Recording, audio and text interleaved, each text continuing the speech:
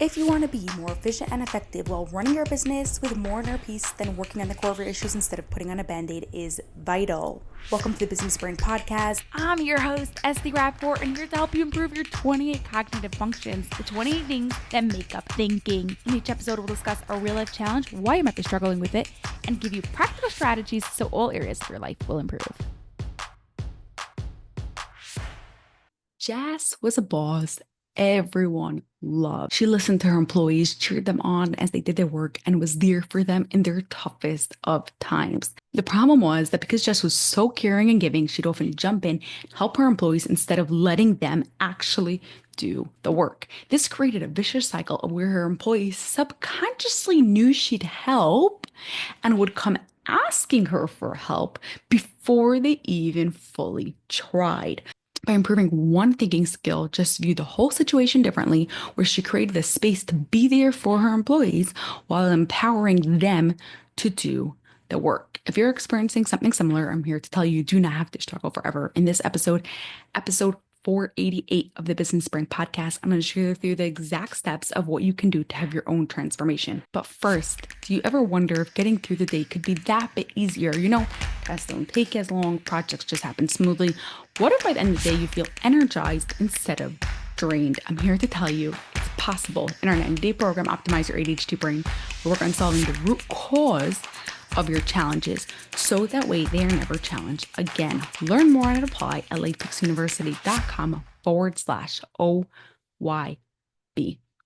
While you are doing any task, you, without even realizing it, are using your 28 thinking skills. One of the thinking skills you need to use are strong. Doing the task happens easily. If the thinking skills you need to use is weak, doing the task will be a challenge. The struggle that Jess had came from a weak thinking skill of hypothetical thinking.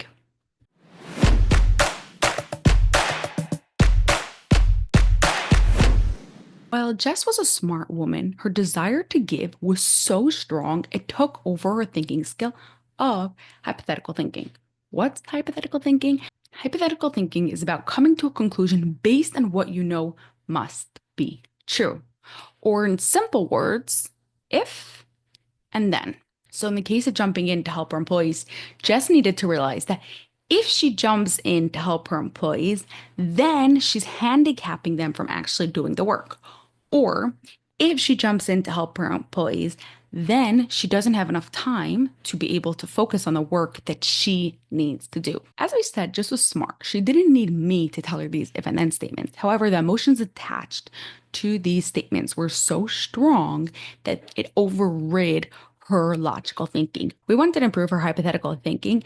That way she could work logically, not emotionally. Here are 3 things we did to work on Jess's hypothetical thinking. Number 1, I had Jess write out a whole bunch of if and then statements about helping and supporting her employees. If I don't help them, then they'll be able to figure it out themselves. If I don't help them, then I'll have more time to do focused work. This was done simply to remind herself of the benefits, because when your brain understands the benefits and it is motivated, then it is creating a better emotional attachment to doing hypothetical thinking. The second thing I had Jess do was for 30 minutes a day, I would have Jess literally say out loud the if and then effects of her actions. This was not about changing what she was going to do. She continued doing her day as regular. However, instead of just doing it, saying out loud the outcomes so her brain can make a more concrete association. So for example, if she goes into her office and closes the door, she can say out loud, if I close the door to my office, then I'll be distracted less, able to stay focused on more important work. She's not changing what she's doing. She's simply saying out loud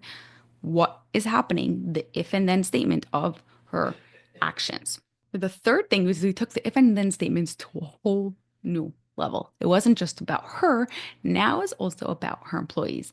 Whenever someone would come and ask her a question, if possible, Jess would respond in an if and then statement, or even better, in an if and then question. So for example, if an employee asks about another employee staying late or wanting help or something of that sort, Jess could say, if Jack stays late to work on this project, then, she's asking the employee, then you'll be able to do what? And she's communicating with her team on this if and then thought process. So that way, not only is she improving her own hypothetical thinking, she's also improving the hypothetical thinking of her employees.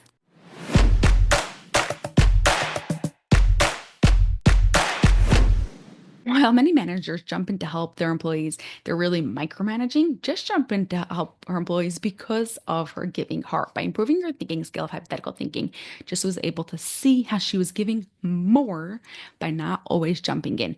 You may not be jumping in to help your employees, but the stronger your hypothetical thinking is, the more you can think ahead and think creatively. Your challenge this week is to choose one of the 3 tips we spoke about to improve hypothetical thinking. Number 1, write out a whole bunch of hypothetical thinking statements. Number 2, say out loud the hypothetical thinking statements while you are taking action. And number 3, use the phrase if and then when talking, either just as a statement or even better, as a question. Have an awesome rest of your day, and I'll catch you on the next episode. Bye for now. That's all for this episode of the Business Brain Podcast. If you enjoyed it, please share it with 2 of your business friends so they too can gain from it, and you'll be helping us reach our goal of 1 million downloads by the end of 2025. Cheers to peak brain performance.